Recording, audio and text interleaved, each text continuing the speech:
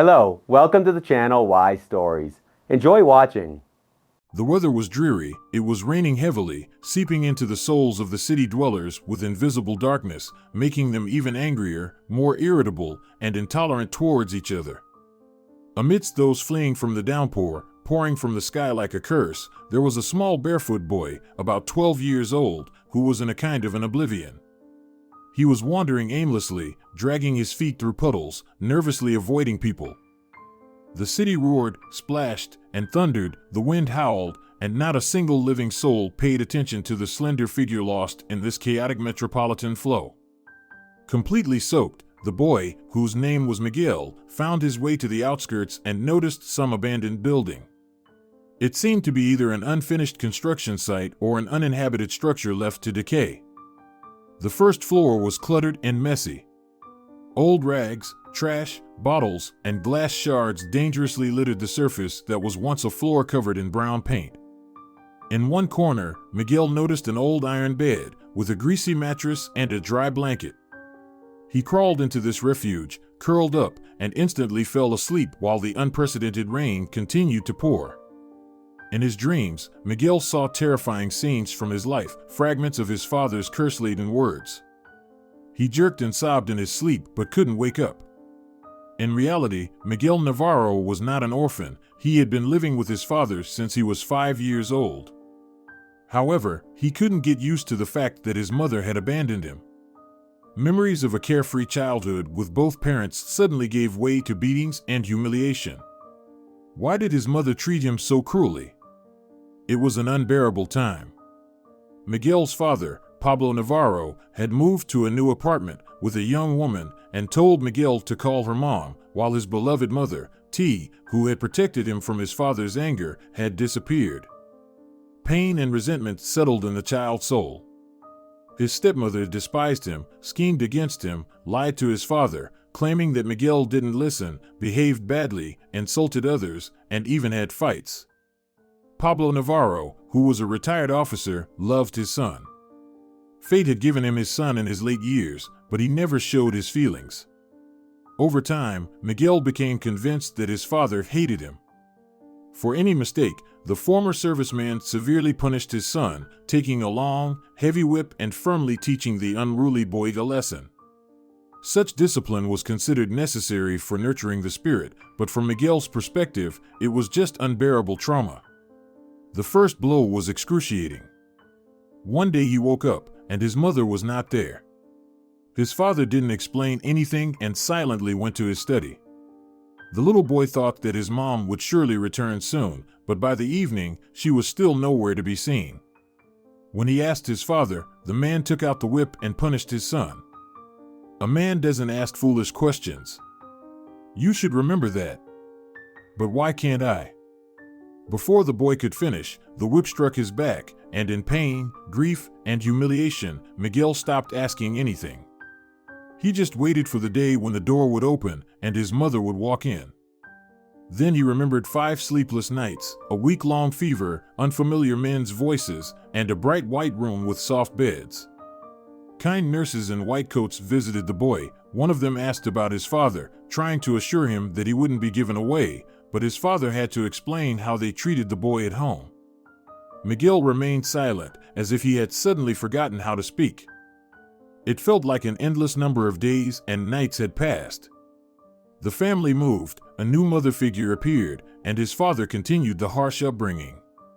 Stepmother Olympia wanted to get rid of the gloomy boy who harshly punished him for every minor mistake or poor cleaning. On the day of his escape, she stole Miguel's school diary, but, to her dismay, it showed that he was doing well at school, and then cold-bloodedly wrote down some F's for the past week. When his father came home for the weekly assessment, he didn't even give Miguel a chance to speak. Accusing his stepmother, Pablo became even angrier and toughened the punishment. Miguel couldn't bear such betrayal.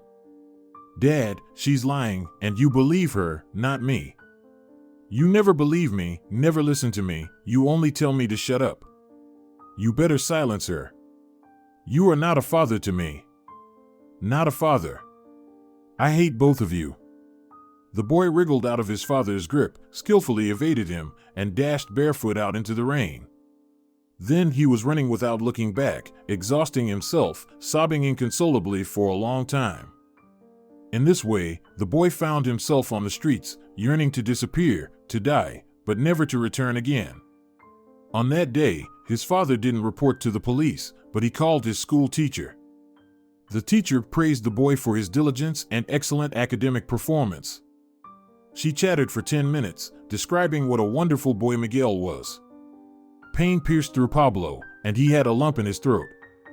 He remembered the past 6 years. What had become of him? How did he blindly trust Olympia and not see the efforts of the neglected boy? If his son didn't come back, he would be right. Pablo wiped away a tear, stood up, and took the whip. Olympia screamed when she saw her husband in the doorway. "Pablo, what are you doing?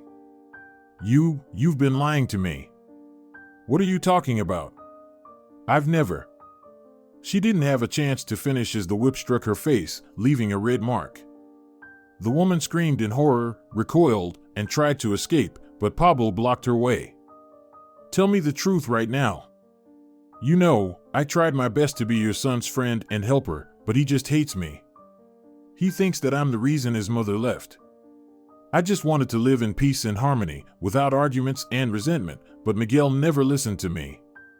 Forgive me, but it was unbearable when he refused to eat my food, didn't share anything about school, and didn't let me check his homework. He built a wall between us that I could never break. I was so tired. Nobody but you cared for the child, and because of you, not me, he ran away. I believed you until the end. I've heard these stories 1,000 times. I just called his school teacher, and they told me that there are no issues with his studies. What do you say to that?" Pablo angrily shouted, wanting to strike, but then changed his mind, exhausted as if the whip were too heavy to lift. "It was a test. I didn't mean to do it like that. I just needed to tell you something important. Yes, we've been fighting for your attention from the very beginning. Miguel, what is he? He's a child, yes, a cunning one. You spent all your time with him. If he wanted, you'd go to the park together without me. When the boy was sick, you spent 24 hours by his side. But what was left for me? To wait and hope that you'd stop being so attached to the little parasite and remember that you have a wife. I forgave you everything. You and your tea, and the child on the side. And what about you? Without asking me, you brought Miguel into our home. I only exist like a servant all these years. Pablo, I hate him. He took everything from me. He turned my life upside down. If not for him, we have our own child. If you want to know the truth, there it is. I've been waiting for Miguel to die or leave the house. Now, I got what I wanted. You didn't get it. Now you are left alone. Get out of here, so I never see you again." That evening, Pablo realized that he had been living next to a monster. Instead of a wife, he had a son. By morning, the weather had calmed down. The rain had relented, and the timid sun was peeking through the clouds, weakly warming the earth submerged in mud and water. The paths quickly dried up, and the puddles disappeared one by one. The clear and sunny day symbolized the rebirth of harmony and peace on earth. Miguel slept until morning, and when he woke up, he saw someone sleeping at his feet, curled up. He approached and looked closely. It seemed to be a boy of the same age as him, but dirty and skinny. At that moment, the stranger woke up, stretched with a contented shining smile, and said cheerfully, "Hey, bro, who are you?" "Miguel," he blurted out in surprise, marveling he was in high spirits. "I'm Leo. Let's get to the point. How did you end up here? I'm hungry, by the way. I left home and that's it. I can't go back there, no way." "Oh, well, they'll find you quickly. I've escaped from the orphanage 5 times already, and they caught me in just 2 days, dragged me back like I was nothing. And going back there is not an option. Valerio watches over the place and forces us to do shady stuff, and he beats us for no reason." "What? Shady stuff? What do you mean?" Oh, you're green, but beaten too, I see. Who do you think he is, huh? It's none of your business, Miguel hissed angrily, then reconsidered. I don't want to think about home, so don't be mad. There's no need to speak about it. We need to stick together and figure out what to do next. Well, I have a good plan. I've wanted to leave for a long time, but I never dared. Besides, I know where to go. I've been planning this for 2 years.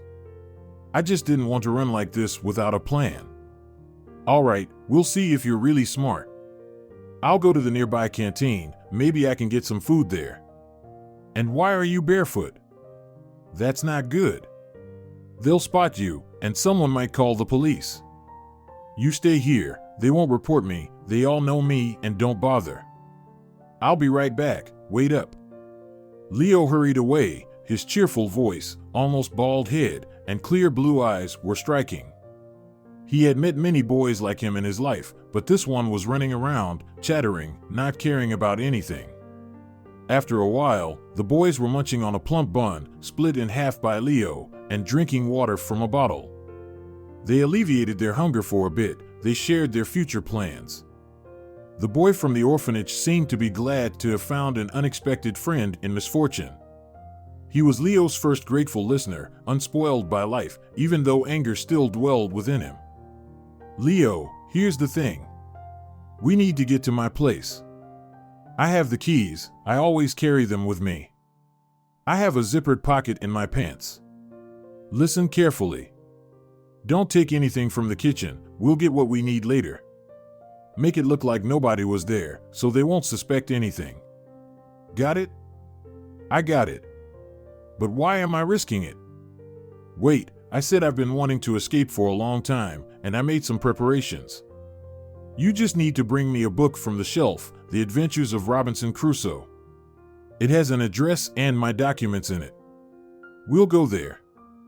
Miguel chose not to mention his stash, not fully trusting his new acquaintance. Should I grab some shoes too? Don't dare take anything else. We'll manage on our own. I promise you won't get lost with me. It's my first time running away, but I have big plans in mind. I was top of my class at school, you know. Just listen to me, don't be afraid. You're not the only clever one, I know more than you do. We won't survive without adults. We have to find our place in this world somehow. And what's with your documents? Empty space. Now you're like no one, vanished, and nobody needs you anymore. That's how it is. You seem to not exist in this world anymore. Forget about it. Let's go to my place, and I'll explain everything later. Fine. But when your parents aren't around? Stepmother is working late today. She's on the night shift at the factory. I need to look after my dad when she's gone. He's supposed to go fishing today. So, you check just to be sure. Call. No one will open the door, then come in. Having carefully planned their escape, the boys tidied themselves up. Leo turned out to be a slim, long-legged handsome boy, exuding optimism and joy. He was dressed in a good sports suit, black sneakers, still not too worn out, and a khaki-colored cap on his head, making him look quite impressive, more grown-up. In contrast, Miguel looked like a runaway boy from home, domestic shorts, a tank top, and bare feet. The escapee had a gloomy appearance, his rough dark brown hair standing on end. His brown eyes gleamed angrily, and he glared fiercely and sternly from under his brows. Leo looked at his new friend and shook his head. You shouldn't go out looking like this.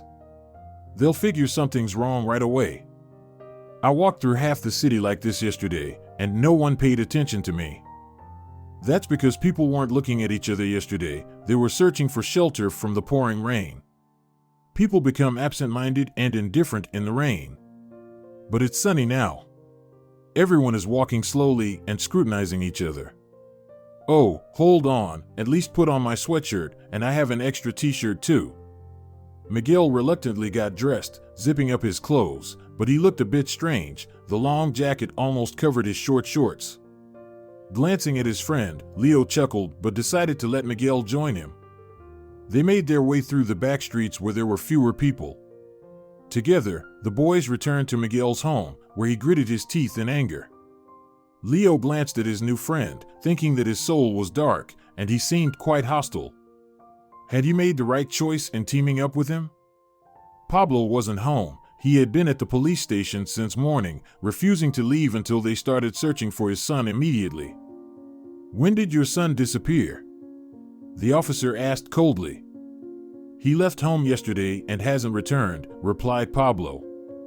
"Did you call his friends?" "Yes, no. I don't know his friends. Come back in 3 days. I can't do a report now. Search for him among his acquaintances. It seems he didn't just leave for no reason. Don't bother us, or I'll have to call Child Protective Services." "Don't you dare tell me what to do," snapped Pablo. "And stop scaring me with nonsense. I've walked minefields at the checkpoint. What about you? Sitting here, feeling warm and still can't do your job. Man, you're not at a checkpoint, different laws apply here. If you start causing trouble, I'll call for backup." "Fine, do as you wish. I'll stay here for 3 days." Meanwhile, Leo effortlessly slipped into the apartment, taking note of the luxury there, which his new friend preferred to abandon. Then he went to the kitchen, swiped a sausage and a loaf of bread.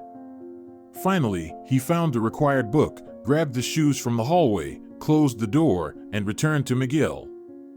Miguel gave Leo an angry look as he noticed the food and the new shoes, but he waved his hand without saying a word. He put on the shoes, and together they made their way to their hiding spot. Along the way, Miguel seemed to lag behind, but later took out a bill from a stash hidden in the book.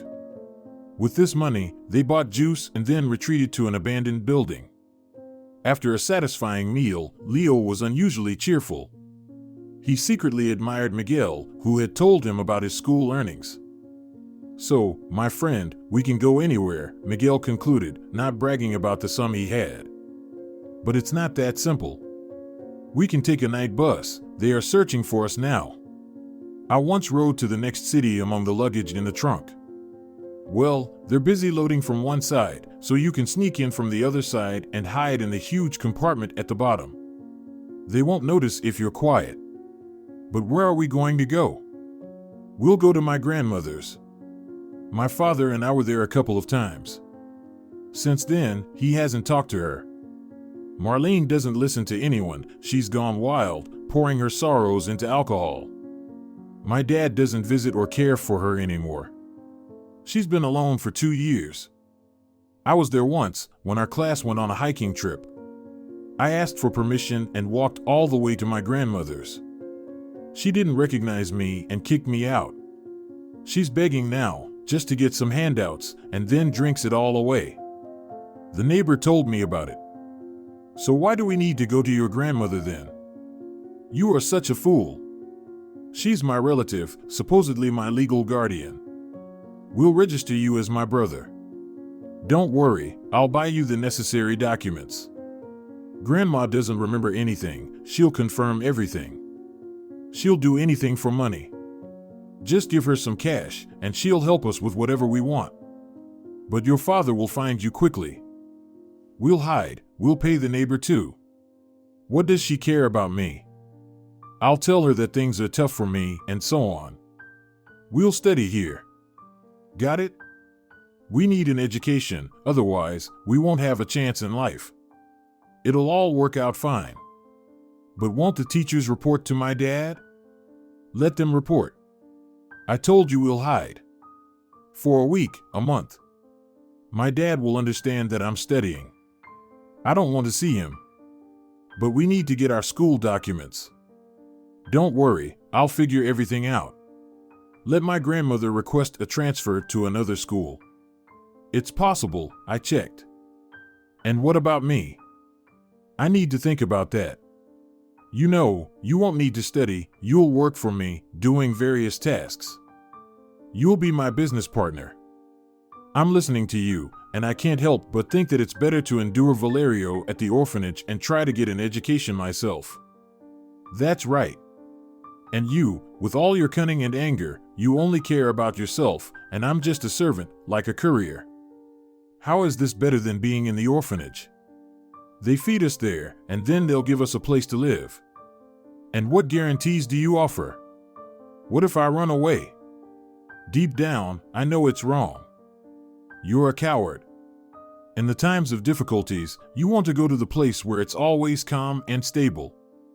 You are a dreamer. Go back to your father, it's safer. Stand your ground, prove that your stepmother is wrong. You can do it. Invite someone from school to testify, don't act like you're someone you're not. I've never had parents, I've been alone for 13 years, I've never heard any kind words, I had no gifts, no place of my own.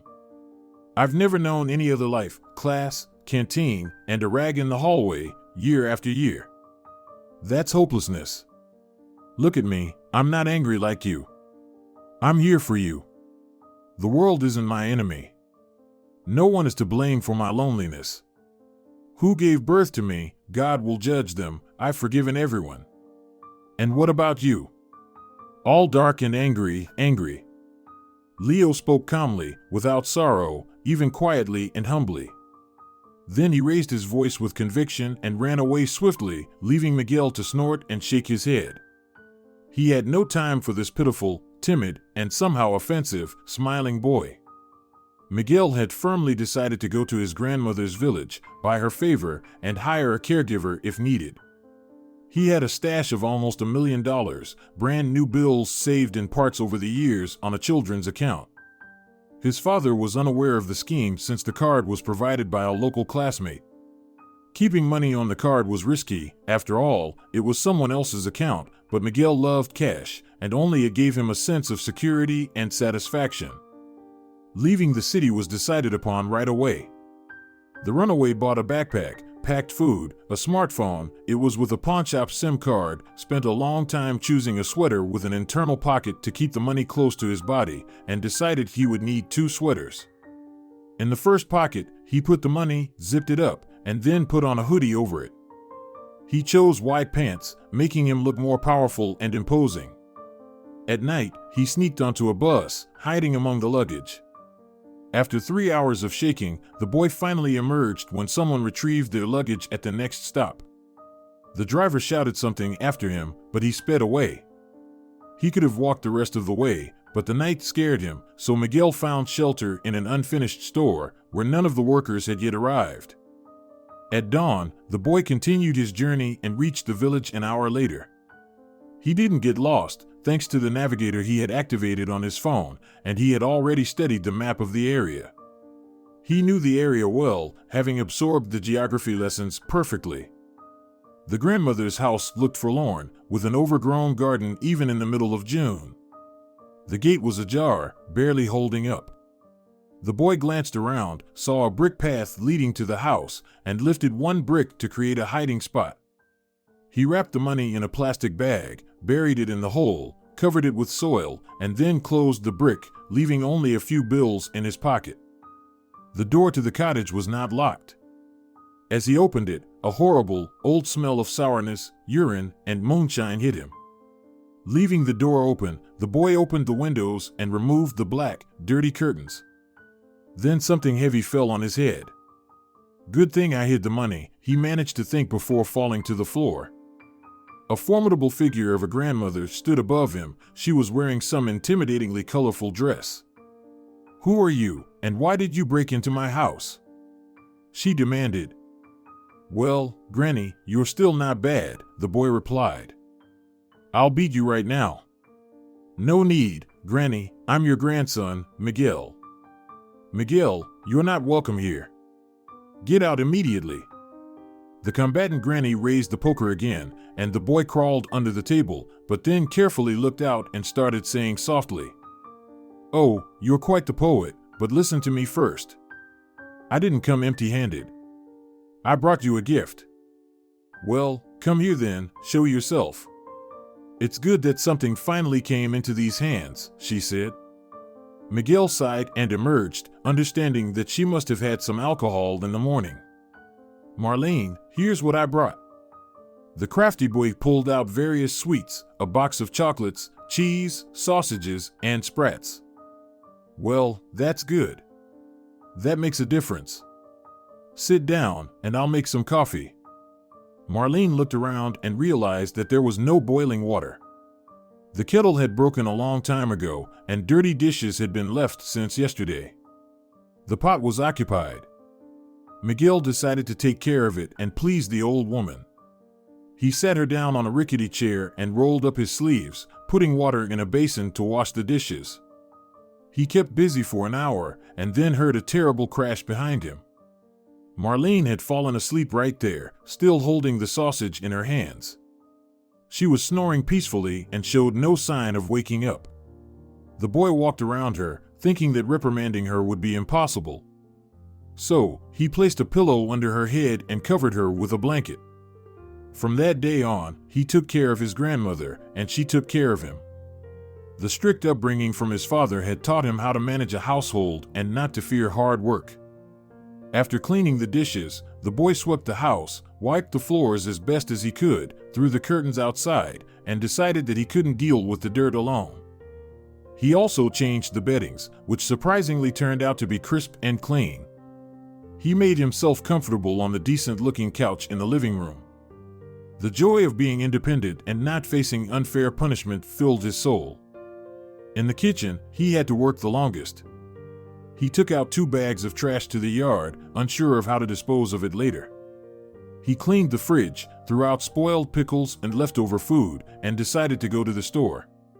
He had to ask the neighbor for help, and she told him where to take out the garbage, complaining about his grandmother's visit.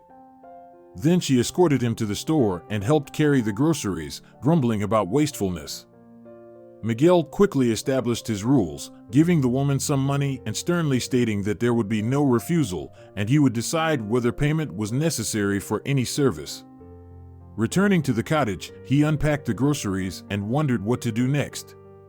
He finally found some old potatoes in a bag, boiled them, and sliced bacon, fish, and sausages. Marlene, who was sleeping until the evening, woke up because of the smell, as she was hungry. She woke up startled, jumped from the floor, grabbed a stool, and, making strange noises, ran to the kitchen, holding a piece of bacon in her hands, ready to attack. Miguel once again took cover under the table. "Granny, are you completely nuts? Look, I've got food ready, cleaned up, and here you are, ready to fight. Oh, you are a wild woman." "Miguel, oh, my dear, I forgot. How did you manage to do everything so quickly?" "With my own hands and feet. Sit down, I made strong coffee, here, drink it, forget about alcohol." The grandmother sat down feeling ashamed. She looked at her grandson with sadness, lowered her gaze, and a scarce tear rolled down her wrinkled cheek. "I'm all alone. So lonely. My son abandoned me, hasn't even visited in 2 years. It's so lonely, and my pension is not enough. I live in poverty. I'm sorry I greeted you this way." Remembering his warm reception, Miguel chuckled and then gathered courage and said, "Marlene, I'll stay here with you. My father allowed it, he's gone somewhere with his woman. I was embarrassed to ask him about staying with you, so I came here on my own. Here's a letter from him." The cunning boy pulled out a prepared letter, which was kept in the same box disguised as a book that Leo took after escaping. Skillfully forging his father's handwriting, Miguel wrote a kind and touching letter, apologizing for his father's behavior and asking her to take care of him for a while. There was a sum of money with the letter. It stated to it'll be sent every month. Marlene slowly read the letter. Her mind seemed to wander, and she turned pale. She dropped the letter and stared blankly out the window. She was sitting like that for about 10 minutes, then seemed to snap out of it, silently picked up the letter and the money. They were eating in silence, and the boy cleared the table, glancing curiously at his grandmother. She got up from the table, walked heavily into another room, and closed the door. The house, though neglected, was spacious. From the spacious hallway, 3 doors led to the bedrooms, living room, and a cluttered guest room. There was no door to the kitchen. There was a stove, a wheat cupboard, a table, and stools. There was also a spacious veranda filled with junk. Outside, there was a plot of land, a bathhouse, and a toilet. For a city dweller, it might seem inconvenient, but the village was not far from the city, and there was sewage. Many residents had modern amenities, organizing their homes with water supply, heating, and even bathrooms. Marlene didn't have all that, and even resourceful Miguel couldn't make a significant leap in improving the house and the property. The idea of raising pigs seemed pointless now. If he learned to provide people with comfort like in the city, he could rise. But for now, things were bleak. He persuaded his grandmother for a long time, appealing to her conscience, until she finally agreed to freshen up. He bought her a voucher for a health resort, but passing the medical examination turned out to be extremely challenging. For 2 weeks, they went from one doctor to another, waited, restored the necessary documents, and bought new clothes. Marlene moaned, cursed, threatening to abandon the whole ordeal, but the determined Miguel stood his ground, and eventually, his grandmother left to the health resort. Now he could put the house in order according to his liking. With a boss's disposition from birth, the boy walked around the village and found 2 workers with a tractor willing to help with cleaning and repairs for a small fee. The house ended up with only necessary furniture and belongings. Without any doubt, they got rid of everything else, taking it to the dump. They whitewashed the walls and ceiling, painted the floors with cheap paint. The workers turned out to be unreliable. They tried to intimidate the boy into giving them the money, searched through his belongings in the evening. However, Miguel was clever, and he outsmarted them by saying that he left a stash outside, then left the house and ran straight to the police station. On that day, the men had a tough time, spending the night in custody. Later, they held a grudge but decided not to mess with the boy. Miguel earned the nickname Little Boss, and he felt powerful and important. He posted advertisements offering help with house chores. He didn't want to burden his grandmother with work, and he wouldn't have time to handle everything himself. Winter was almost there, he had to go to school, and a guardian would be helpful. He quickly found the bodyguard. He was a cheerful 19-year-old guy, living in a large family, ready to take on any job. Later, Timoteo became indispensable for Miguel, but that's a story for later. Challenges were still ahead. Granny returned from her vacation after a week, and she was difficult to recognize, as if she had rested from 5 years of oblivion. She smiled and radiated from within, as if her precious grandson had rescued her from the clutches of hopelessness. But Miguel was only using people to achieve his goals. He treated his grandmother with indifference. She was only useful to him as a guardian. He coldly listened to her complaints about how everything valuable had been taken away and then yelled at her, saying that she had let herself go, covered in moss and dirt. The process of Miguel's registration in the village was not without drama. Going to school brought surprises. After inquiries from the city about the expulsion of a high school student named Miguel, an angry Pablo came to Marlene's house. Miguel sensed his father and quickly jumped out of the window just before meeting him. He hid in the bathhouse of his assistant Timoteo, knowing that his father would search for him relentlessly. Marlene and her son had an intense talk later. "Well, Mom, where is Miguel? I almost buried him a month ago, and here you are hiding him. How dare you not tell me?" Pablo was standing in the corridor, having already searched the whole house and yard, overturning stools along the way. "You've gone completely crazy, Pablo. Here, read this." Marlene went to her room and brought back a letter. Miguel's father stared in amazement at the letters, identical to his handwriting, and quickly read the message. "Yeah, this little rascal really got crafty. It wasn't me who wrote this. My son twisted things around. What's this all about? Did your child double-cross you? You treated him like he was a mess, so he ran away. Shut up, old woman. Do you remember how you lived and how you turned your back on me?" As soon as Pablo left the house, his mother said with a surprised look, "But you see, it's fine now. Look, Miguel did all of this. He made everything clean and neat. He even found me a helper, and everything is running smoothly around the house. That worker of his, he is something. And you? What have you done? Tell me, what have you done for your mother? Remember, you can't fix a person with yelling, hitting, and hurtful words. You can only fix a person with good deeds. You should understand that. Your son is not a fool, even though he's young, he's wiser than you. You raised a difficult boy, and he's got character. He's teaching me things now. He won't forgive you, never will he forgive you because you didn't value him, and you hurt him deeply. I've seen it all. He has scars on his back, it's heartbreaking to look at them. You're not a father, and you're not a son. Pablo was listening to this tirade, and in his heart, he knew his mother was right, she was always right, but his pride wouldn't allow him to admit it. He stood in the corridor, turning pale, clenching his fists in anger, and only the thought that he could only do evil deeds stopped him from punishing his mother for her cruel words.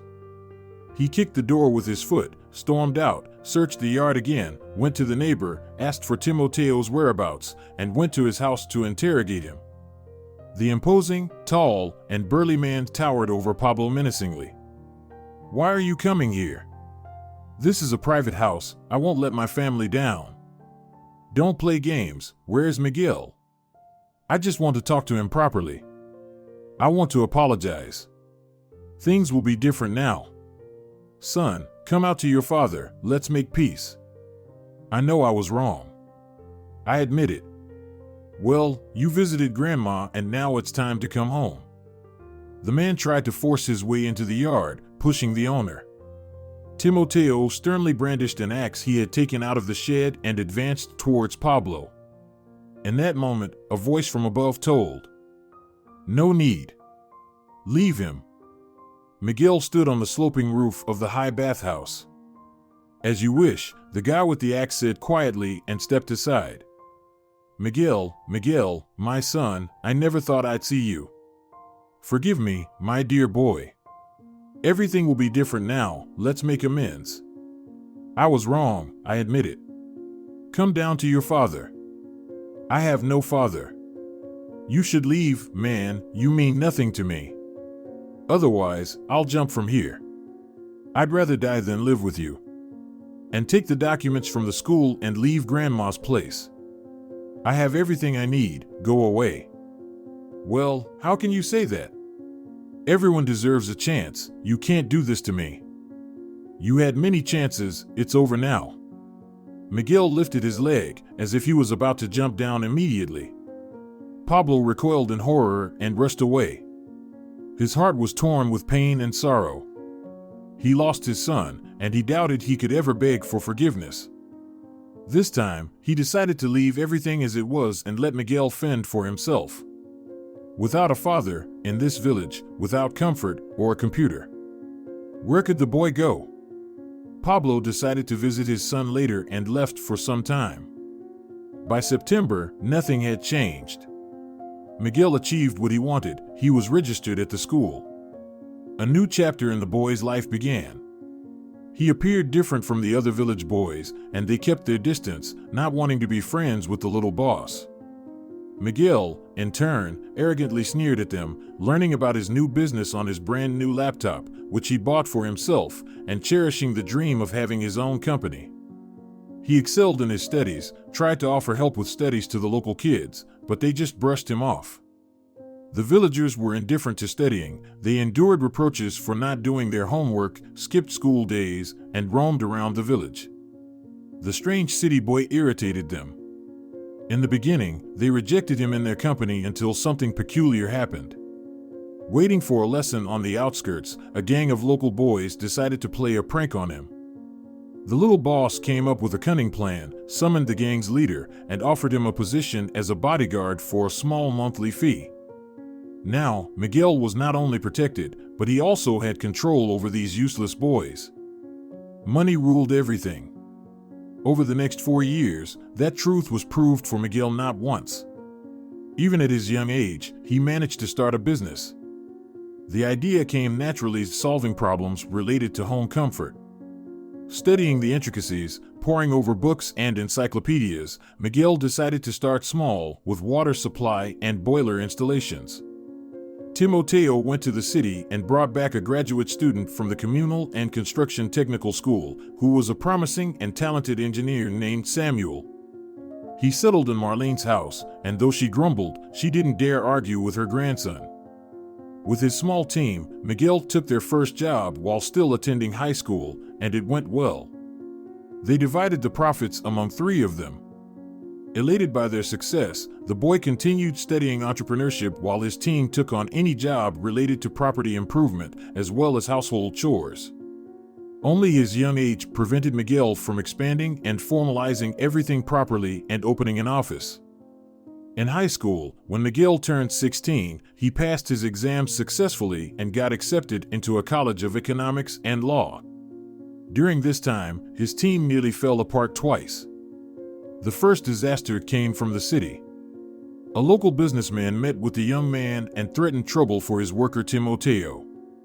He was afraid for his family. The assistant backed out of his duties and tried to find a job on his own. Samuel, on Miguel's advice, held back, helping local wealthy families with small plumbing jobs. But that was not the level of work that could bring in substantial income. Confronted by competition, Miguel found a different way to bypass it. He planned to move to the city where he was studying. Marlene wept and lamented that she wouldn't be able to manage alone, but her grandson didn't listen, packed his belongings in silence, bid her a cold farewell, and left. Left alone, Marlene pondered deeply. She could never understand this person. He had taken care of her for 4 years, and now he left without leaving her a single penny, not even saying thank you. It seemed his heart was locked away, as though he refused to show any emotions. He never even looked at the village girls, considering them unworthy of his attention. Miguel not only didn't squander his savings, but also multiplied them. He rented a spacious apartment and set up an office in one of the rooms. But he couldn't immediately continue with his plans. Fate tripped him up again. Though Timoteo returned to the boss, unable to find a better job, Samuel adamantly refused. He fell in love with a girl and decided to marry her. Love affairs took away the main employee from the firm for a while. After the wedding, however, the engineer returned. He needed to provide for his family. Following a family council, his wife allowed him to save money for an apartment in the city. Miguel's studies didn't take much time. The company expanded, and they had enough orders. About 10 new employees with different specialties joined the team, and accounting was set up. By the end of his studies, Miguel, finally coming of age, officially registered the company under his name. Thus, the most renowned company Comfort emerged in the city, offering a wide range of services: water supply, construction of small structures, landscape design, and more. The company's office was built in the city center, a 2-story building with a tower. The owner of this organization was known as a ruthless and demanding boss who tolerated no objections. Miguel personally arranged everything as he pleased. The salaries of the supporting staff were hopelessly low, and a series of dismissals didn't bother the entrepreneur, as he would hire anyone desperate for work.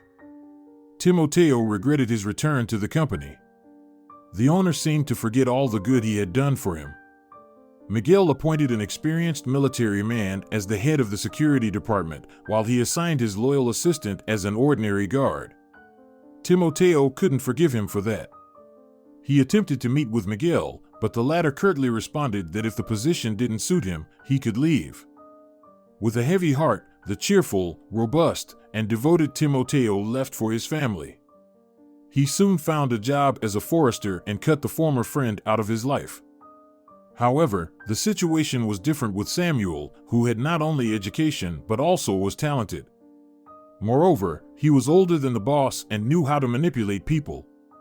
With time, becoming the deputy head, Samuel became indispensable in many matters. He organized equipment supplies, conducted testing, and even visited work sites himself. Miguel realized that his enterprising employee was not so simple, yet he couldn't do without him. Thanks to Samuel, his wife's dream came true. He bought an apartment, drove a luxurious car, and catered to his family's every desire. Meanwhile, Miguel remained alone. He never visited his father, meeting him only at his grandmother's place, but refusing to speak to him. After moving to the city, the young man forgot about Marlene. He didn't call or visit her. His heart had grown callous, and in his mind, there were only numbers and money. The owner of comfort fulfilled his main dream, but it didn't make him happy. He invited girls, had fun, tried all kinds of active sports, went hunting and fishing, but nothing touched his soul or brought joy, as if the scars on his back were just as painful as the scars in his soul. Only work provided a means of distraction and satisfaction. In the evenings, he returned to his luxurious apartment, pacing from one corner to another, dealing with his company's affairs in his mind. This somnambulistic state was interrupted only once when news from the past reached him.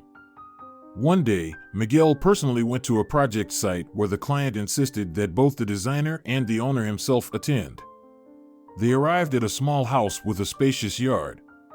Two huskies were peacefully sleeping on the lawn. They only wagged their tails at the uninvited guests and got up only when they saw their owner. The guests were greeted by a slim, blue-eyed guy with a radiant smile. "Hey, buddy," he smiled, unexpectedly hugging Miguel. "Leo?" The head of the company exclaimed, to the great surprise of the designer, smiling for the first time in his life.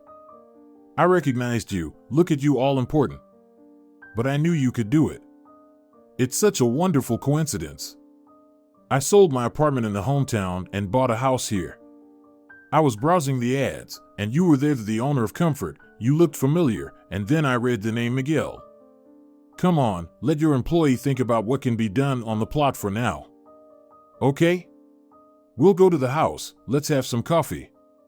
Memories pierced the young man. He remembered running barefoot in the rain, and then this cheerful guy feeding him a roll without knowing him, simply sharing from the kindness of his heart. And it was as if his heart began to thaw, covered in layers of ice. Valerio was endlessly chatty. He was open to the world and naturally happy. A fluffy white cat greeted them in the house, and then a little energetic 3-year-old girl grabbed the animal and joyfully squealed and laughed, running away with it. In the kitchen, there was a stately, fair-haired girl with clear, kind eyes. "Miguel, this is my wife, Laura. Laura, meet Miguel. Well, I told you about him. And this little rascal is Katerina, our daughter." "Hello," the guest said quietly, feeling uncomfortable in this realm of love and joy. "Oh, you're always so gloomy. Look at me. I'm working as a guard, Laura is a teacher. We're not very wealthy, just this house is what we have. We can't even afford a proper design. I just wanted to see you," Leo replied. "And how did you live afterwards?" "Well, we farewelled in a bad way. That's how it is. I wanted to say that one shouldn't dream about the wrong things, but I didn't. And you know, I stopped running away. I looked at it from the outside. The main gift is the ability to withstand a blow, endure hardships without malice. That's my character. That's my treasure. Many people become bitter in life, but letting go, forgiving everyone, that's a special skill. I lived in an orphanage until I turned 18, did odd jobs wherever I could. Then I got an apartment and met Laura. My happiness. Simple, family happiness. Our daughter is growing up. We'll buy a trailer and travel the world. That's my dream. And money? The soul shouldn't crave that. They won't heal the pain in the heart." "Leo, you were a philosopher then, and you're still one," Miguel smirked. "What about you?" "Well, I finished school at my grandmother's in the village, then I went to the college and gradually built up the company." "Do you visit your family?" "No, I don't want to." "Well, what do you want now?" Looking at his carefree, happy old friend, Miguel suddenly realized that he couldn't answer that question. His mother had left, and he had longed to understand. He was waiting for her return, but then came the whip, and his heart closed forever. He didn't know what he wanted. All these years, he lived like a robot, mechanically pursuing his goal, but that goal was material prosperity. What was the purpose of all this money? They lay cold and lifeless in the safe, but inside, there was emptiness. Only that half-shared role from his childhood somehow had meaning. Back then, he should have understood something, but he didn't. He didn't hear the faint beating of his heart. Back then, he could still cry. "Hey, are you okay?" Leo interrupted his thoughts. "Come on, sit at the table, let's have some coffee." On the table, in a basket, there were piles of fluffy, sweet rolls, along with small jars of aromatic jam and fragrant coffee. Miguel inhaled the unfamiliar scent of care, family well-being, and remembered his grandmother. He had acted unfairly, leaving her alone again, just like his father. Yes, he repeated the same mistakes. "Well, what's your plan? Maybe we should go on a hike together?" Leo asked. "I'll think about it. Thanks. Your coffee is wonderful, but I have to go. I'll call you." But he never called, leaving Leo in his thoughts. However, the friend understood that it wasn't the right time yet. A whole life was ahead, and something extraordinary had to happen for Miguel to wake up from his slumber. For now, his icy heart covered itself with a new layer, shaped by annoyance and envy. Leo? Who was he? Just a simpleton. What was the point of learning from him? Yes, what did he understand if he was poor, with a daughter and a wife? On that day, Miguel fired a woman whose child was always sick and then received several quite profitable orders. From the office, he went straight to the sauna, taking Samuel along. They had fun until late at night and returned home at dawn. The conscience, briefly awakened, hit again, and Miguel formed a cunning plan in his mind. What was the family idol for? He wanted to prove that money solves everything. Leo's wife caught his eye with her charming face and simple manners. Before, he had to deal with spoiled dolls, cold and incapable of care or heartfelt conversations. But Laura intrigued him with her feminine charisma, so he decided to visit his friend's home. First, as a broad gesture, he offered to do the garden design for free. His gesture would certainly be appreciated. The next morning, Miguel visited Leo's house and found Laura there alone. "Hello, Leo's not here. He'll be at work until evening," she simply said. "Hello, I brought a plan. The designer sketched it out. It's a gift for an old friend. If you like it, we can finish it in 2 days. The area is not large. You shouldn't have done it. But let Leo decide. Come on, sit down since you're here. How about some sorrel soup?" "With pleasure. If it's not too much trouble, I'm just a freeloader. Wait, I brought some candies and wine. I don't drink alcohol. But I won't refuse something sweet." They sat next to each other, and Miguel felt an inner excitement. He wanted to hold this touching woman's hand, feel her warmth, but it was too early to act. He stood up, thanked her for the extraordinary soup, and said goodbye. At the exit, he accidentally blurted out, "I'm heading to the city park now. There's an equipment maintenance order there. Maybe we can take a walk?" "Well, it's inconvenient. Although I've been there alone before, my daughter is at the daycare nearby." "Well, everyone needs a break from their cares." "All right, but then straight back home." Miguel seated Laura in his luxurious convertible, and they strolled in the park for a long time, trying out all the carousels. Later, Miguel treated Laura to an exquisite restaurant meal. They arrived home in the afternoon, and Laura asked him to drop her off at the daycare center next to their house. As he opened the car door, Miguel's hand accidentally brushed against hers, and he felt a tremor in response.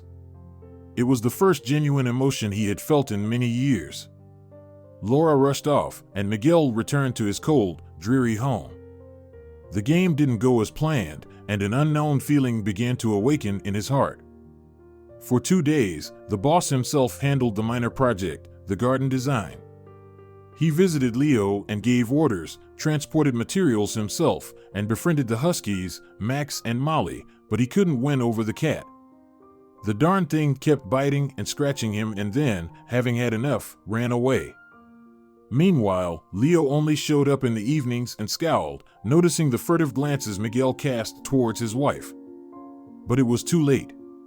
Laura suddenly felt an irresistible desire to explore the secrets of the somber yet well-groomed, courageous, and handsome man, her powerful boss.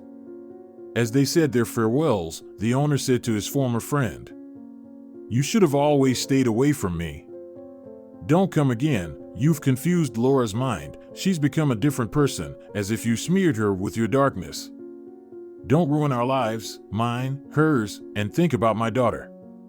You grew up without a mother, but what will it be like for her if she goes through the same thing?" "Don't worry, buddy, look at the garden I've created," Miguel responded. "I don't need your garden, I need my family, and I'll pay you for your work, don't worry." "Well, goodbye." Goodbye. For 2 days, Miguel contemplated his decision. He decided to act in his own way, and he was irresistibly drawn to Laura. He wanted to hold her slender waist, kiss her tender lips, cheeks, neck, and shoulders. Why should he have cared about Leo? He was happy. He wanted him to understand that he was wrong. Laura called in 3 days, and they met in the park during the day. It was impossible to take his eyes off her. Her black mini dress, deep neckline emphasized her figure's virtues. Her snow-white hair cascaded in soft curls down to her waist. The delicate makeup made her gaze captivating and alluring, and her lips under the burgundy lipstick trembled. Miguel felt as if his heart had suddenly come to life, as if he hadn't truly lived before. He gifted her an enormous bouquet of roses, kissed her hand, but then couldn't resist and passionately embraced Laura, attempting to kiss her. Suddenly, the girl broke free and burst into laughter.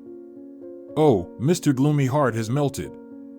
Miguel, did you know that not everything can be bought with money? I am one of those things, and didn't you notice that I never wear such dresses, and this lipstick color doesn't suit me? Did you really understand anything about what I live and breathe for? What I like? No. You only want to possess me like an object. You're just a capricious little boy, wanting to have someone else's toy. But I'm not like that at all. My soul and intentions are pure." "Stop. Where are you going, psycho gloomy genius?" "Goodbye." "Well, leave if you want to. And what do you know about us?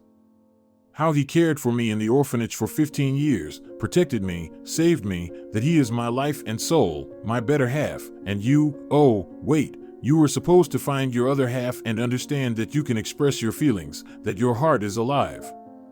Miguel did hear Laura's tirade, but it only angered him even more. He still didn't understand anything. Since then, he became harsher towards women, fired several more employees, and spent evenings with different girls. His heart fell silent once again. Meanwhile, the company continued to grow, and a branch was opened in his hometown. Miguel often visited the second office, but still couldn't bring himself to visit his father. In the ruthless world of business, he grew colder again, focused on income, and begrudged salaries. The owner of the comfort was well known for his meticulous character. 10 years passed. The whirlpool of business drained the soul out of determined Miguel. He became a powerful and confident man with a penetrating gaze, but still, he didn't have a life partner. An unexpected event in the company turned out to be the shock that rewound the merciless circle of time and put everything in its place. A new cleaner appeared in the second branch, a kind elderly woman who worked diligently. She stayed late, impeccably tidied up, and cleaned Miguel's office with special zeal. For a month, she worked with effort, almost living in the office, seemingly keeping an eye on the boss. Miguel decided to play a joke on the poor woman who somehow irritated him with her presence. On the day of a meeting when all the employees gathered in his office, Miguel walked in and decided to tease the woman sarcastically. "You are so diligent, I should give you money for that." Everyone laughed in unison, knowing that the owner never gave anyone an extra penny and treated the service staff with contempt. "Granny, kiss my feet, and I'll raise your salary." The cleaner, T, sadly stopped, and a tear rolled down her cheek. What she said stunned all the employees. I didn't want my dear son to grow up like this." An intense silence hung in the air. Miguel was shocked and remained silent for a moment, then barked. "Get out! Get out, you crazy old woman! You're fired!" Everyone left except the cleaner.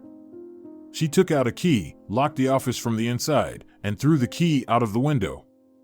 Miguel lunged to follow her, but then reconsidered, walked around the office without looking at the woman who claimed to be his mother, but she authoritatively ordered him to sit down, and inexplicably, he obeyed. Looking at this stranger, Miguel recalled the day she disappeared, and the pain resurfaced in his soul. Now, after so many years, she dared to return and call herself his mother. He sat, clutching the table, a lump forming in his throat. "Listen to me, please. I'm not willing to. You mean nothing to me. You can leave. But until you listen to me, we won't leave here. And you should know that I've been searching for you. I've been looking for you for 25 years. You need to know everything, and you have to let go of this pain. I know it's not just because of your father, it's also because of me. Yes, I showed weakness and left at Pablo's request. It's hard to believe. It's easy to find someone in the city." Miguel turned away, and his mother began to tell her story. "I met your father while serving in the military. He was working on contract at the border at that time. I lived in a neighboring village to support my mother and brother. I worked as a kitchen assistant for many years, then found a good job and started commuting to the border. I never got married. I was cautious and didn't want to leave my family. I was in my 40s when your father started courting me. As it turned out, it was out of desperation and boredom. He had a loyal woman waiting for him at home, Olympia, the woman who caused me to lose everything. After a month, I found out that Pablo had resigned. He left without saying goodbye to me, and I attempted suicide by throwing myself under a car, but miraculously survived. I later discovered that I was pregnant, and your father came to say his farewell. Upon learning about the child, he told me to give the baby to him, saying he could provide a better life, while a homeless cook like me was of no use to him. I was heartbroken, realizing that I had given my heart to such a cruel man. But he returned, apologized, and even asked me to marry him. I should have known that such kindness couldn't be expected from him. He never loved me, and we didn't live as husband and wife, only as neighbors. From the beginning, he was planning to take our son away from me. You were very weak and often sick, and your father feared that the separation would harm you. I was happy and believed that my husband loved me, but then he brought me divorce papers. He did everything without involving me, using his old connections. I was crushed. I packed you up and wanted to leave secretly, knowing that your father wouldn't just give you back to me. However, Pablo got ahead of me. While you were asleep, they came from the hospital and took me away. Your father paid a crazy amount to have me confined to a clinic. They took away my parental rights. When I was discharged, you were already gone. Later, I found out that you had moved to another city, and I was left running around between foster care, nursery, school, and passport office. Your father had taken care of everything, silencing everyone, and no one could help me. After leaving the hospital, I was left on the streets, working as a janitor, barely making ends meet. I didn't need anything for myself. I spent my entire life searching for you. By chance, an acquaintance gave me your grandmother's address. When I came to the village, she said you never visited her, and that Pablo had disappeared, not leaving any address and completely forgetting about her existence. I went there 3 times, but it was in vain. I couldn't stay in the city, so I had to go back to my native village to my brother. But he was married and not happy to see me. I had to live in the sauna so as not to disturb his family. Then I became a cook again, living in a corner near the barracks. I led a wandering life, like a homeless person, for more than 20 years. Life passed me by, leaving nothing behind, no home, no children, no joy. But my heart is at peace, and I don't blame anyone. I've forgiven my family a long time ago, and I visit my brother with kindness. Just a month ago, I came back from the border, and Marlene wasn't alive anymore, and the courtyard was overgrown with nettles. That's the story. I asked neighbors about you, and they said you lived with your grandmother for 4 years and then left somewhere without sending a single letter for 100 years. So, I went to ask Timoteo. He told me about you, your former friend who told me everything about those years. He had already forgiven you, he gave me your address, and sent his regards. That's how I found out that you made it this far. I wanted to wait a bit, to observe my son from the distance. And the bitterest thing is that life has shuffled you so much, leaving almost nothing in your soul. But you must learn to forgive life and the whole world. Money, as I can see, didn't make you happy at all. My son. Right now, I can't believe that you are my own flesh and blood. I won't wait for your forgiveness, you are too harsh and stubborn. But listen to your heart at least once, it's still alive. Here, I brought you a present. The woman stood up and handed Miguel a small toy car that fit in the palm of her hand. Vague memories of his mother bringing him this toy in the hospital sparked somewhere but disappeared. The mother and son, separated by fate for many years, were sitting there like strangers. T-side took out a spare set of keys, silently approached her son, hugged him, and whispered softly, "No matter what you are, remember, you are my only son, and I've kept you in my heart all these years." The mother left, quietly closing the door. Employees watched her with smiles and curiosity, noticing a distant resemblance to the boss. Miguel was overwhelmed. For the first time, he couldn't figure out what was happening in his soul. Fragments of phrases, his father's whip, the toy car, Leo's friendly smile, the bond for two, Timoteo's loyalty, and his grandmother, all these memories flooded him. How could he forget about her all these years? His heart had been asleep all this time, and now it hurt. Oh, it hurt so much. I'm alone, I've always ruined everything. I didn't protect anyone, neither friends nor family. What's the point of running over everyone when it brings no happiness? It's all an illusion of life around me. Miguel fell silent, spending the rest of the day in his office. He didn't want to see anyone, so he instructed his secretary to let everyone go home for the day. The company was in turmoil, gossip and rumors about the boss's strange behavior spread like wildfire. The sudden order left everyone shocked. It had never happened before. Urgent orders required immediate execution, so eventually, the bewildered employees dispersed. The owner of Comfort walked through his properties, then silently left, leaving the security guards puzzled. Miguel got into his car and drove to his father's home. The apartment was open. With a heavy heart, he walked into the hallway. Familiar walls and distant memories surrounded him. A young unknown woman in a white robe came out of the room. "Hello, who are you visiting?" I came to see my dad." "Pablo?" The woman raised her eyebrows in surprise. "I'm sorry, I'm the caregiver. Your father has difficulty speaking and moving, he had a stroke. But why didn't you come earlier?" Miguel swallowed hard and quickly walked into the room. At the sight of his aged father, his heart clenched. "Dad, I'm back." He approached and squeezed his father's weakly responsive hand. "My son." "Dad, forgive me. You know I forgave you a long time ago, but my heart seemed to sleep all these years. Everything is in the past now, I forgot, I should have visited. Grandma, she didn't wait. Yes, I know, I don't deserve her forgiveness." Pablo smiled and pointed upward, indicating that Grandma sees everything from above, then fell into oblivion, as if he had fallen asleep instantly.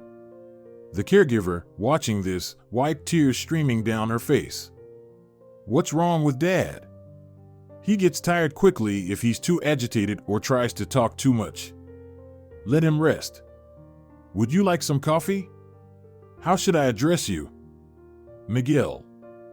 "And I'm Luz. Come, you're at home here, and I'm a guest." She smiled and suddenly blushed. As if a veil fell from his eyes, the young man now saw, felt, and experienced life. In front of him there was a simple, smiling, rosy-cheeked girl with a light brown braid. He hadn't encountered such natural beauty in a long time. The uncomplicated tea party brought tranquility, and Miguel's revived soul joyfully appreciated the simple pleasures, perceiving scents and tastes differently. Overnight, they bid farewell to Luz. Why wasn't he angry at his father anymore? Why did he rush to him, forgiving him instantly for the long history with his mother? Contrary to logic, why had he come to the betrayer? In his mind, something clicked when he learned about his grandmother's death. The lock fell off his heart, and time turned back. In that moment when his mother disappeared, he realized that she didn't betray him. He had just forgotten about her over the years, memories had faded. He needed to get used to tea again. His father had been there all these years, but he hadn't even thought about him, forgetting that he was his own flesh and blood. Miguel's father loved his son in his own way, he just didn't know any other way to do it. Miguel left his car by the entrance and returned to that distant day of escape. He walked to the place where he spent the night with his unexpectedly found friend. Now, a brand new 9-story building was there, with children playing and frolicking in the yard. Miguel walked to the station, reminiscing along the way that he had made the same mistakes as his parents did. He didn't stay in touch, he was cruel and selfish. Each action could be justified by human weakness. His father had stumbled once when he took tea in, but what could he do if his heart belonged to someone else? Apparently, he deeply loved Olympia, to the extent that he committed terrible deeds for her. But Olympia was unhappy in her own way, as the love of her life brought another woman's son along. How could they come to terms with that? As it turned out, Pablo loved his son more than Olympia, since he couldn't forgive her for her actions against his stepson. Out of fear of losing his son, he stopped communicating with her. And Miguel? He just grew resentful. And in the process, 4 lives were destroyed, both the mother's and the father's, as well as Olympia's, and the grandmother didn't see her grandson's awakening. He was simply selfish, a worthless person who didn't do anything good for others. He even helped his grandmother out of greed and abandoned her when she became useless. These thoughts tormented him as he turned them over in his mind. Miguel approached the ticket counter, purchased a bus ticket, and as if transported back to that same day, he arrived at the stop early, walking to his grandmother's village. It was dawn. Hot July sun warmed the earth. Peaceful fields with buckwheat spread around, and the ears of grain gently swayed in the wind's rhythm. The land shimmered with green waves, bringing solace to all living beings. The sun timidly emerged, greeting the world with its warm rays. Calm, silence, harmony. As if entranced, with every fiber of his soul, Miguel felt united with nature. When he reached the outskirts, he paused, took a deep breath, and smelled the aroma of wormwood, honey, and freshly baked bread. Then, he slowly headed toward the cemetery. He struggled to find the hill with the name Marlene Navarro. Falling to his knees, the grandson was crying, cleansing his soul of its last remnants of bitterness. "Grandma, forgive me, I realized too late that you are the most valuable person in my life. The ability to cherish those who are close." "Son," a familiar voice called out, "you understood everything correctly. I'm proud of you, and now I cannot worry about it." Miguel turned around, stood up, and like in his childhood, rushed toward her, hugging her and laying his head on her chest. "Mom, you came back, and I've been waiting for you." From that day on, a completely different life began, as if the years had no power over them. The mother and son tried to make up for the lost time together. Together, they decided to stay in the village for a while, away from the hustle and bustle of the city. Miguel enthusiastically shared stories of his life and attentively listened to his mother's tales of different military stories. They restored the house with their own efforts. The old house was falling apart. Ideally, it needed to be rebuilt. They visited Timoteo, who had started his own family and lived not far from the village in a well-built forester's house. Miguel finally understood what true happiness and tranquility meant. Together, they visited his father. Besides, the office kept calling. The deputy couldn't handle the current issues, so Miguel had to interrupt his vacation and return to the second branch. First, they visited Pablo, and his mother hesitated to enter his room but eventually did and silently sat in a corner on the table. "Well, hello, Pablo, I see you've aged." "Well, I'm not getting any younger either." The man got very nervous, quickly sat on the bed, and mumbled incoherent phrases. "Oh, Come on, lie down, don't worry, I no longer hold any grudges. I let go a long time ago. Look, I've seen our son. T, my dear, stay, the patient weakly said. Well, if you want, I'll sit with you. After all, I never got remarried, I loved only you. But let's not dwell on the past. Miguel entered, visited his father, and they left, leaving him to rest. They decided to let Luz go. Now, his mother wanted to take care of her ex-husband herself. The caregiver explained the care he needed and prepared a comprehensive list of recommendations. With Luz, Miguel left the apartment and invited her on a date. Just a month later, they got married. He couldn't have imagined a better girl. She was sincere, caring, beautiful, and fell in love with her future husband at first sight. The company no longer provided the same satisfaction as before, so Miguel decided to sell his first branch to Samuel, who took a small loan and bought half of the business. By then, the engineer had become an experienced businessman, having accumulated a fortune. Miguel transferred the second branch to his mother. The former cleaner once entered the company as the owner, stunning the employees who remembered how their former boss used to behave rudely with the service staff. Running the business was challenging for the woman.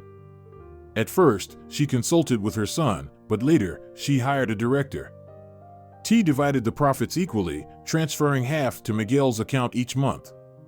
Miguel's father felt much better. He learned how to walk again and spoke more clearly. The former miser was unrecognizable. He made a luxurious gift to his friend Leo, wanting to reconcile with him. Miguel bought a huge trailer and drove it to Laura and Leo's house. The hosts initially refused such a gift, but eventually decided that they could all go on a trip together. Thus, a curious company gathered in the former orphan's garden, organizing a family council. The families of Leo and Miguel met in one place for the first time. T and Pablo refused to join the trip, so it was decided to send the young ones on tour. The bright September enticed the travelers with uncharted expanses. They planned the route to the farthest point of the country. It was a grand project. Leo's daughter ran around with the map, packing backpacks, showing unheard of agility.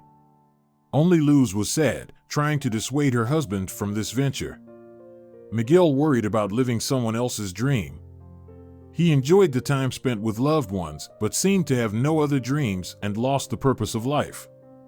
However, the idea of the road soon fascinated him, and after a week, in mid-September, the 5 travelers set off and reached the place where they planned to make their first stop and take a walk.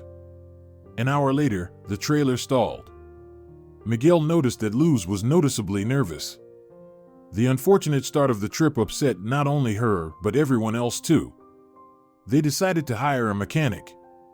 While they were waiting, they parked the trailer and asked a passing car to help move it off the road. They organized a picnic and called the station to inform that the mechanic would only come the next week, so they decided not to call other services and stayed overnight in the field. Luz meticulously checked the doors and sat next to Miguel, as if not intending to sleep the whole night. In the morning, she opened her eyes, having dozed off by the bed, but her husband was gone. Leo, Laura, where's Miguel? What are you yelling for? He probably went for a walk. Let him sleep. Don't scream like a maniac, you'll wake our daughter. In the middle of the night. What are you talking about? The door was open, but I closed it. All right, let's go look together, Leo agreed gloomily. Dawn broke outside, and the sun peeked at the earth sullenly from under the clouds. The morning coolness refreshed, and the boundless fields of corn stretched around them. Miguel was nowhere to be seen. Miguel! Luz screamed anxiously into this wasteland. Why are you shouting? Let's wait a bit before panicking, he took his phone. Call him before making a fuss.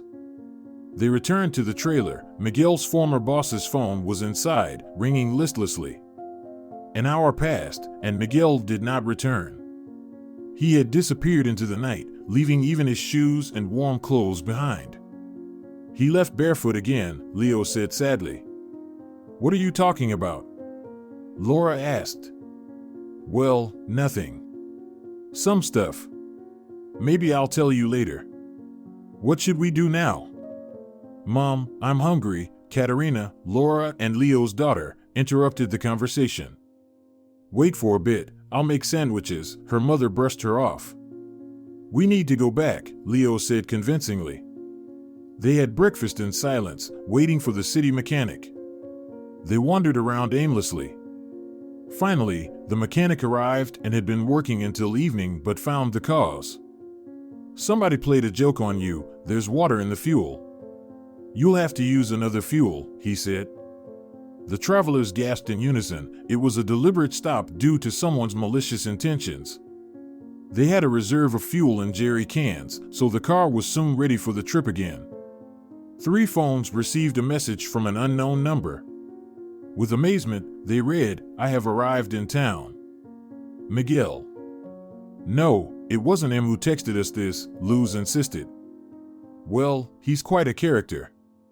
I still can't figure out what's going on in his head, Laura said. But he could have done it to make the journey more interesting, like a quest for us, Leo mused. This man is a fool, Katerina chimed in with a mischievous smile. Her friend sternly looked at the girl, then burst out laughing genuinely. They managed to lighten the mood. Why then did we have water in the gas tank? Luz persisted. Well, it was probably him trying to entertain us. It seems we were getting bored, Leo said thoughtfully. After calming down a bit, Luz agreed to continue the journey with everyone, although her heart told her that Miguel was not there, and they should return home. She knew that there was someone who never approved of her life partner. The day before the trip, she received a note saying, "The road of your evil boss won't be long." That's why she was anxious and didn't trust the message allegedly from Miguel. The road seemed long, and the tension did not subside, they only stopped once. Laura took the wheel from Leo, who went to sleep. By 2 a.m, they reached the edge of a regional center. The woman drove into a field, turned off the engine, and went to sleep. In the morning, Luz disappeared just as suddenly as Miguel. The spouses found that she had left her phone in the trailer. She wasn't outside. An hour later, a similar message arrived. I left. Luz. Leo got worried. What's going on? Is it another prank from Miguel, who can be expected to do anything, or is it a kidnapping? The family was in danger, continuing the journey into the unknown. Leo, I'm scared. Let's go home. But what about our friends? I don't think they're there. Call the number where the message came from. Well, start with asking about the weather or something. I don't know how to do it. It was decided to find out how things were with their parents. What they said scared Laura. The parents received an even stranger message, "See you soon." Luz. Miguel woke up and found himself in an unfamiliar place. It was a small room with a cot and a window with bars. His head was throbbing. He remembered falling asleep while Luz was sitting next to him, and now he woke up here. He jumped up, feeling dizzy.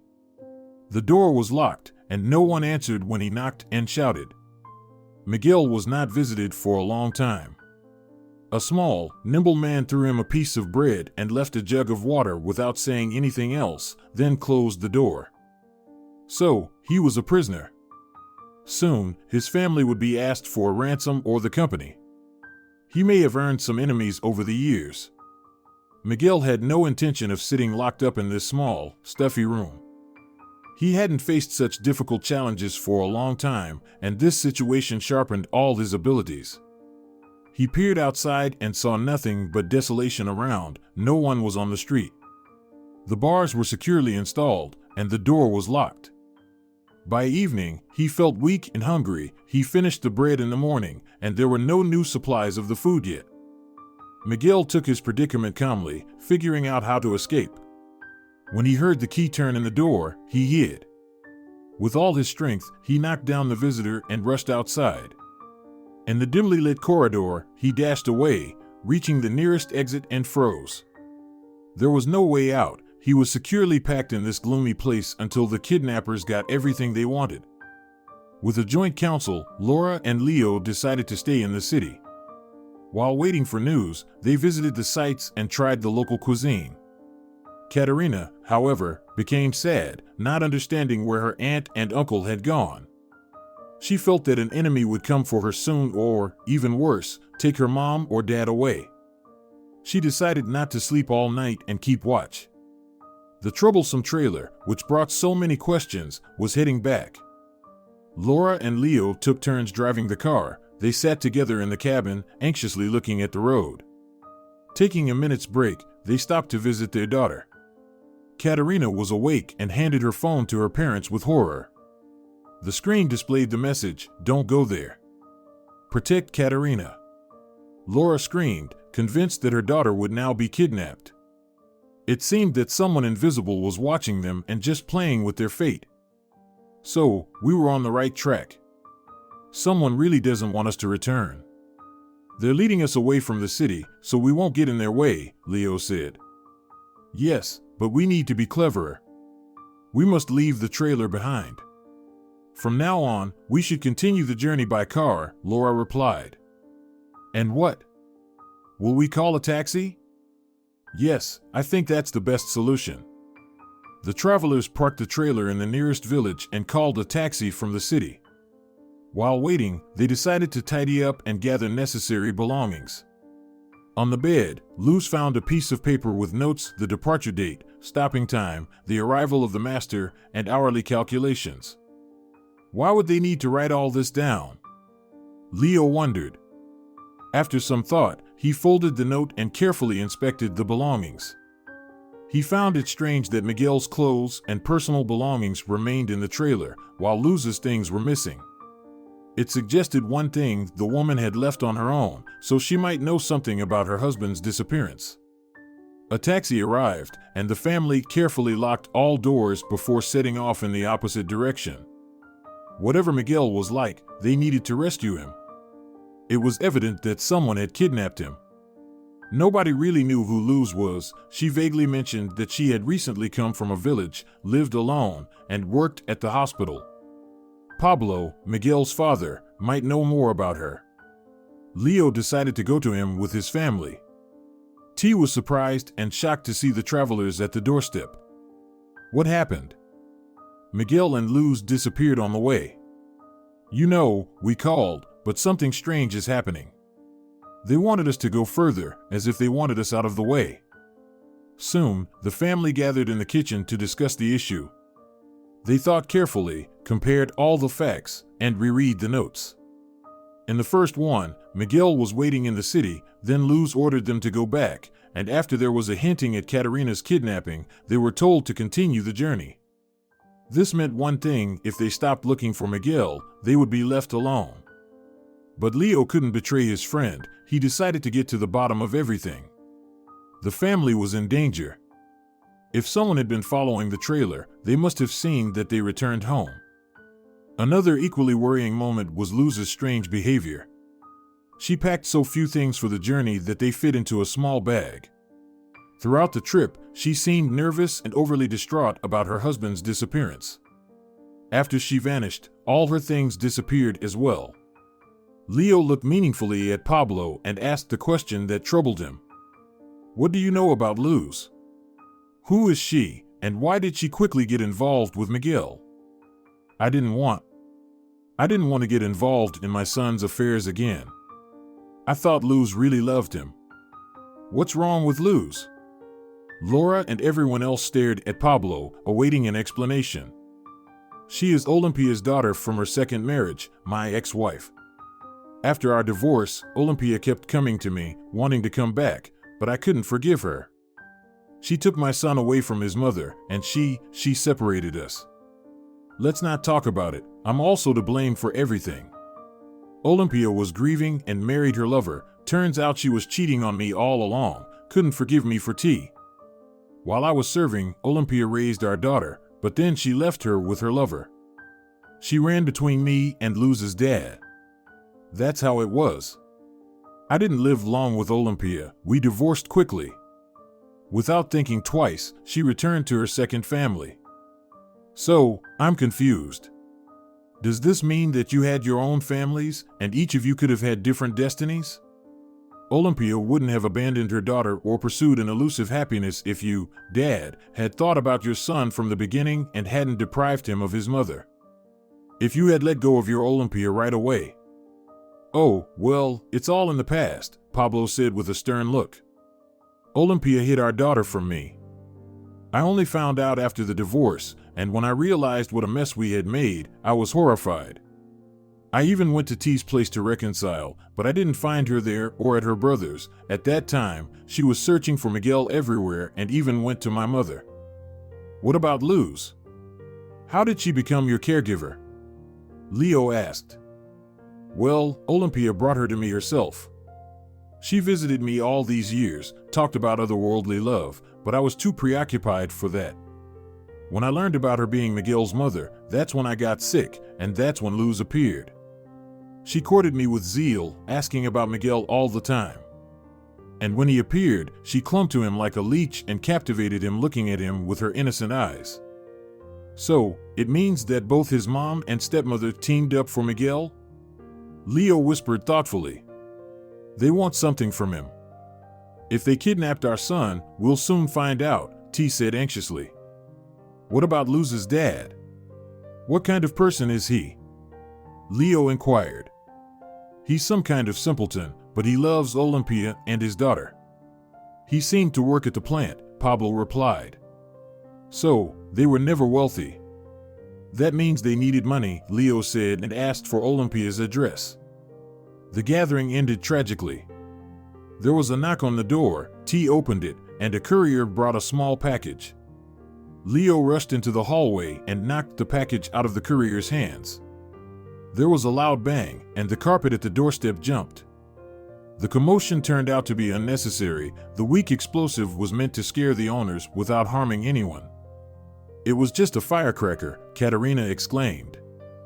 Nevertheless, the evening stopped being tedious, T said, frightened. Laura suggested that everyone temporarily move to a safe place. After thinking it over, they decided to rent an apartment through an agent. Once settled in their new sanctuary and exhausted from recent events, they all dispersed to different rooms and went to sleep. In the morning, Pablo received a phone call.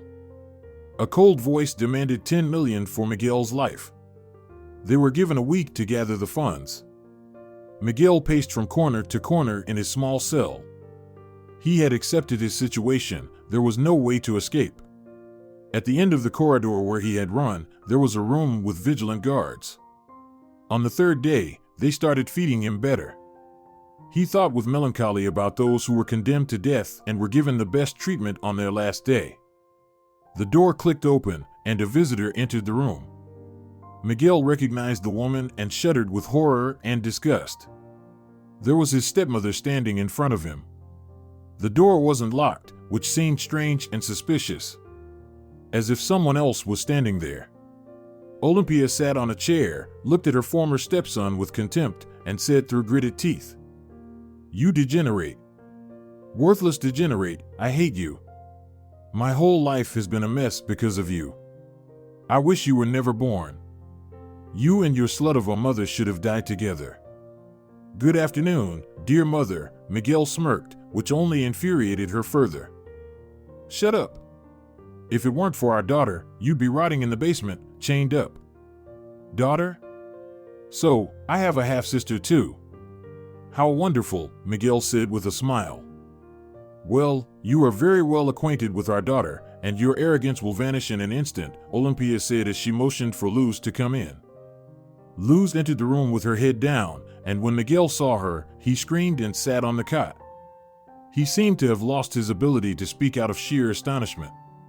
Olympia took advantage of the moment and melodically recounted all the trials she had endured. The main one being that Miguel was the cause of her separation from Pablo, the only man she had loved all her life. Olympia had gone mad when she learned about her stepson's wealth and success.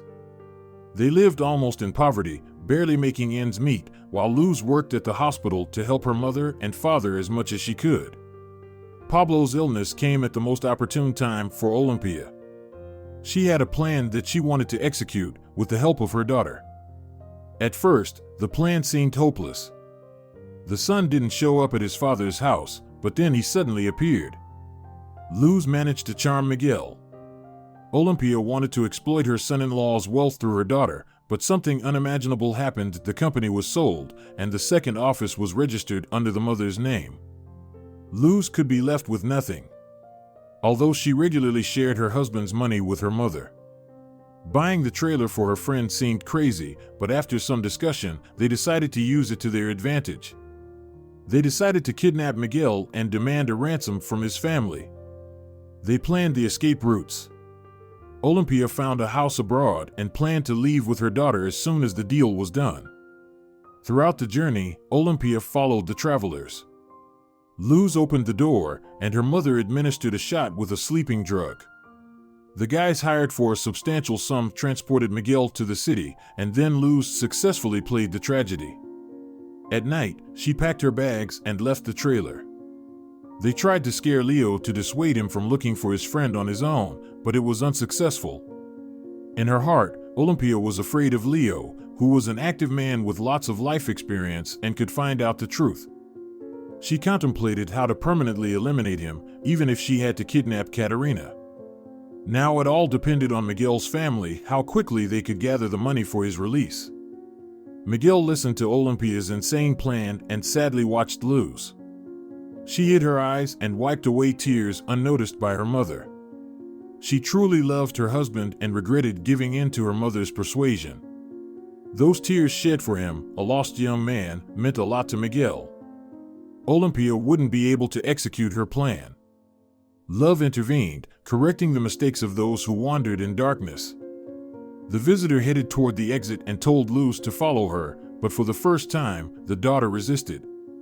"You go ahead, I need 5 minutes to talk." "I need it." "As you wish." "You're a fool. Look, you started to have feelings for him, and what did I gain from it?" "Nothing." "Miguel," Luz whispered quietly. "No need. I understand now. I've learned to understand people. You should know that I'll do everything to thwart my mother. I'll text them today. I'm sorry, I was so afraid to defy her. She has suffered so much. I just felt sorry for her with all my heart, but now I see she won't change. She's always been self-centered. Luz, you're the most radiant, bright soul I've ever met. I love you very much. And I love you. Now come on, take this and eat," Luz said, handing her husband a stick of sausage she pulled out from the folds of her dress. Miguel smiled. After they confessed their feelings, it seemed quite incongruous. T vehemently resisted the investigation. She was eager to gather the money quickly, even considering selling the company to meet the kidnappers' demands immediately. Leo and Pablo stuck together. Laura was to keep an eye on the restless woman, and they went to Luz's father. They were greeted by an unremarkable, balding man who refused to listen and slammed the door right in their faces. Leo didn't give up. "Sergio, your wife has lost her mind. They kidnapped someone. If you won't talk to us, I'll come back with the police." A minute later, the door opened again, and the man didn't invite them inside, but he looked at them angrily and whispered, "Get out. Get out of here. I'll call the police on you." But Leo persisted. "Sergio, Olympia is keeping Miguel somewhere. She's asking for 10 million for him. What kind of man are you if you can't provide for your family? Get out. Get out of here." The owner shrieked. After a moment of hesitation, he closed the door. A minute later, he called the guests, who were descending the stairs, and tossed them a piece of paper. It was the address of Olympia's old house in the city. At the same moment, a message arrived from an unknown number. "Miguel is in the city. Dad knows the address. Luz." The woman turned out to be neither a kidnapper, nor a wife, nor a stepmother, nor even a mother. In the end, she turned out to be insignificant. Pablo, who had already filed a report on the kidnapping and ransom demands, immediately headed to the police station. On the same day, they all traveled to the city. Leo and Laura, along with Katerina, returned to the trailer. Pablo and T went together with a police team. It seemed unlikely that they were following a false lead. Luz left too many clues. The house greeted them with barred windows and a gloomy facade. They called the local police for assistance. Pablo himself knocked on the door of the house, and Olympia opened it, startled and attempting to hide.